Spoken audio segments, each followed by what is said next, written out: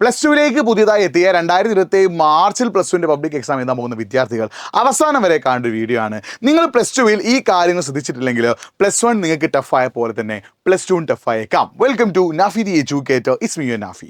ഇത്തരത്തിലുള്ള education അപ്ഡേഷനും education ടിപ്സുമായിട്ട് നമ്മുടെ channel subscribe ചെയ്ത് വെച്ചോ. മാക്സിമം ഫ്രണ്ട്സിലേക്ക് നിങ്ങൾ ലിങ്ക് ഒന്ന് ഷെയർ ചെയ്തോ. അതുപോലെ നിങ്ങൾ സത്യസന്ധമായിട്ട് 2-3 കാര്യങ്ങളൊന്ന് കമൻറ്റ് ചെയ്യണം. ഒന്ന്, നിങ്ങൾക്ക് പ്ലസ് ടു അടിപൊളിയായിട്ട് പഠിക്കാൻ ആഗ്രഹമുണ്ടോ എന്നുള്ള കാര്യം ആദ്യം കമൻറ്റ് ചെയ്യുക. രണ്ടാമതായിട്ട്, നിങ്ങൾക്ക് പ്ലസ് വണ്ണ് പബ്ലിക് എക്സാം മൊത്തത്തിൽ ഈസി ആയിരുന്നു ടഫായിരുന്നു? കുറേ ആൾക്കാർ കമൻറ്റ് ചെയ്യാൻ പോകുന്നത്, അല്ലെങ്കിൽ കുറേ ആൾക്കാർ പറയാൻ പോകുന്നത് അവർക്ക് പ്ലസ് വൺ പബ്ലിക് എക്സാം ടഫായിരുന്നു. പ്ലസ് വൺ പബ്ലിക് എക്സാം ടഫാണ് പ്രധാനപ്പെട്ട കാരണം അവർ പ്ലസ് വൺ തുടക്കം മുതലേ പഠിച്ചില്ല. പ്രത്യേകിച്ച് സയൻസ് ആണ്, ഫിസിക്സും മാത്സും കെമിസ്ട്രിയും ബയോളജിയും. ഇപ്പോൾ ബയോളജി അല്ല CS ആണെങ്കിൽ അതൊക്കെ നന്നായിട്ട് പഠിക്കാനുണ്ട്. ഇൻഡെപ്ത് ആയിട്ട് ടെക്സ്റ്റ് ബുക്കിലെ കോൺസെപ്റ്റ് വളരെയധികം പഠിക്കാനുണ്ട്. അതൊന്നും പ്രോപ്പറായിട്ട് പഠിക്കാത്തത് കൊണ്ട് തന്നെ അവർക്ക് പ്ലസ് വണ്ണ് ടഫായി.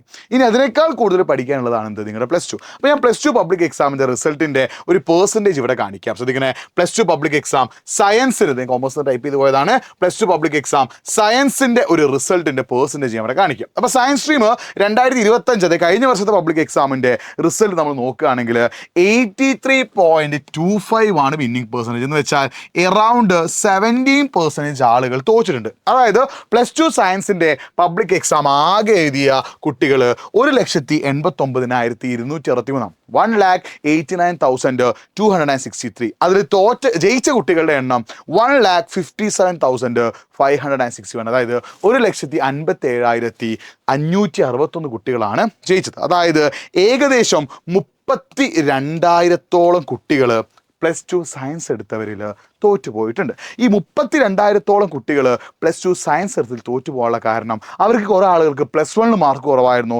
പ്ലസ് വണ്ണിൽ വിചാരിച്ച പോലെ സ്കോർ ചെയ്യാൻ പറ്റില്ല. അത് ആലോചിച്ച് അവർ പ്ലസ് ടുവിന് മര്യാദയ്ക്ക് പഠിച്ചില്ല. പ്ലസ് ടുവിനും അവർക്ക് വിചാരിച്ച പോലെ സ്കോർ ചെയ്യാൻ പറ്റില്ല. അങ്ങനെ മൊത്തത്തിൽ അവർ തോറ്റു. പ്ലസ് വൺ നിങ്ങൾക്ക് പലർക്കും ടഫായിട്ടുണ്ടാവാം. പ്ലസ് വണ്ണിൽ നിങ്ങൾക്ക് പ്രോപ്പറായിട്ട് പഠിക്കാൻ പറ്റിയിട്ടുണ്ടാവില്ല. പ്ലസ് വൺ നിങ്ങൾ ഉഴപ്പി പ്ലസ് വൺ അവസാനത്തേക്ക് പഠിച്ച കാരണം നിങ്ങൾക്ക് പ്ലസ് വണ്ണിൽ ഒരു മിനിമം മാർക്ക് സ്കോർ ചെയ്യാൻ പറ്റിയിട്ടുണ്ടാവുള്ളൂ. ആ മിസ്റ്റേക്ക് നിങ്ങൾ പ്ലസ് ടുവിന് റിപ്പീറ്റ് ചെയ്യരുത്. കാരണം പ്ലസ് വണ്ണിനേക്കാൾ 3 ഇരട്ടി കണ്ടൻറ്റ് നിങ്ങൾക്ക് പ്ലസ് ടുവിൽ പഠിക്കാനുണ്ട് അല്ലേ? നിങ്ങൾ ഏത് സബ്ജക്റ്റ് എടുത്താലും, കെമിസ്ട്രി എടുത്താലും, ഫിസിക്സ് എടുത്താലും, മാത്സ് എടുത്താലും, ബയോളജി എടുത്താലും, കമ്പ്യൂട്ടർ സയൻസ് എടുത്താലും, വിച്ച് സബ്ജക്റ്റ്, ഏതൊരു സബ്ജക്റ്റ് ആണെങ്കിലും പ്ലസ് വണ്ണിനേക്കാൾ 3 ഇരട്ടി നിങ്ങൾക്ക് പ്ലസ് ടുവിൽ പഠിക്കാനുണ്ട്.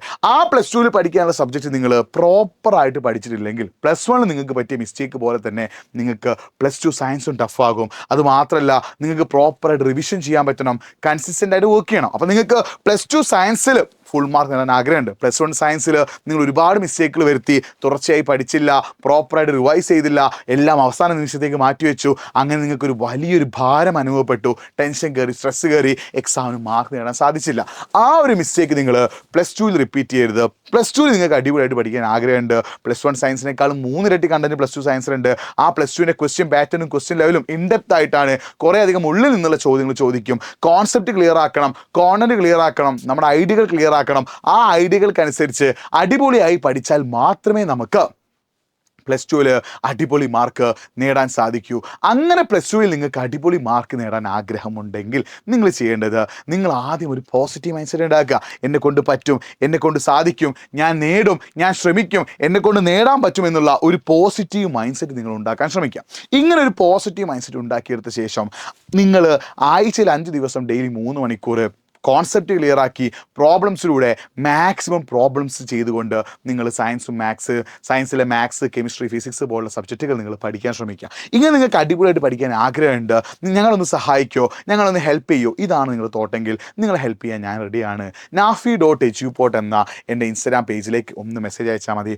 nafi.eduport എന്ന എൻ്റെ ഇൻസ്റ്റാഗ്രാം പേജിലേക്ക് ഒന്ന് മെസ്സേജ് അയക്കുകയാണെങ്കിൽ നിങ്ങൾക്ക് ഏറ്റവും ബെസ്റ്റ് റിസൾട്ട് നേടാനുള്ള വഴി, പ്ലസ് ടു സയൻസിൽ ഏറ്റവും മികച്ച മാർക്ക് നേടാനുള്ള വഴി, പ്ലസ് ടു സയൻസിൽ ഏറ്റവും അടിപൊളി മാർക്ക് നേടാനുള്ള വഴി ഞാൻ പറഞ്ഞു തരാം. അതിനായിട്ട് നിങ്ങൾ ചെയ്യേണ്ടത് nafi.eduport എന്ന എൻ്റെ ഇൻസ്റ്റാഗ്രാം പേജിലേക്ക് ഒന്ന് മെസ്സേജ് അയച്ചോ.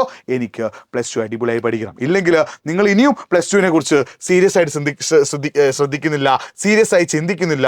അങ്ങനെയാണെങ്കിൽ കഴിഞ്ഞ വർഷത്തെ പോലെ തന്നെ വെറും 83%, ചിലപ്പോൾ അതിനേക്കാൾ കുറവായിരിക്കും നിങ്ങളുടെ വിന്നിംഗ് പെർസെൻറ്റേജ്.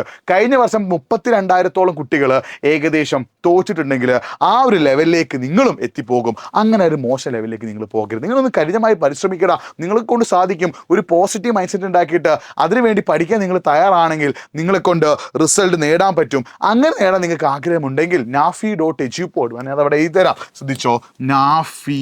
നിങ്ങളുടെ സ്ക്രീനിൽ കാണുന്ന എൻ്റെ ഇൻസ്റ്റഗ്രാം ഐ ഡിയിലേക്ക് എനിക്ക് +2 അടിപൊളിയായിട്ട് +2 സയൻസ് അടിപൊളിയായിട്ട് പഠിക്കാൻ ആഗ്രഹമുണ്ട് എന്ന് മെസ്സേജ് അയച്ചോ, ഞാൻ ബാക്കി കാര്യങ്ങൾ സെറ്റാക്കി തരാം. മെസ്സേജ് അയക്കേണ്ടത് nafi.edupod എന്ന ഇൻസ്റ്റാഗ്രാം പേജിലേക്കാണ്. ഉഷാറായിട്ട് നിങ്ങൾ മെസ്സേജ് അയച്ചോ, ബാക്കി കാര്യങ്ങൾ സെറ്റാക്കാം. അപ്പോൾ അടിപൊളിയായിട്ട് പഠിക്കുക, സൂപ്പറായിട്ട് പഠിക്കുക.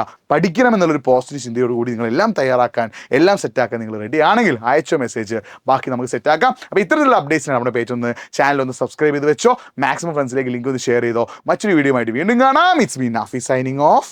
ബൈ.